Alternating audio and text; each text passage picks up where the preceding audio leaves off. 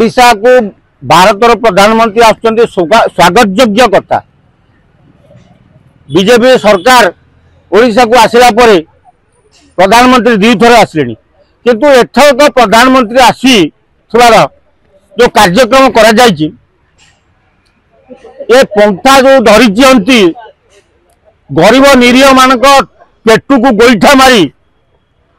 प्रधानमंत्री आसवाटा कौन ठीक?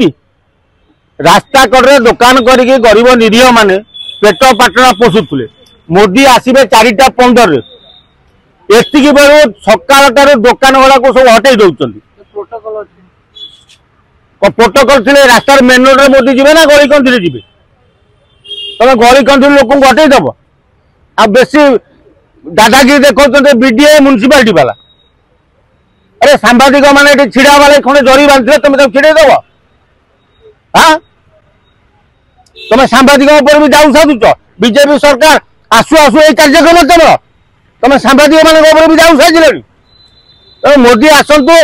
ओडिशार भविष्य उज्जवल करंतु सब ठीक किंतु गरीब मान तंटी न चिपन खाइबा को पाऊ ना लोकटे बड़ा दुकान कही चलुची तुम बंद कर घर चुली जलबनी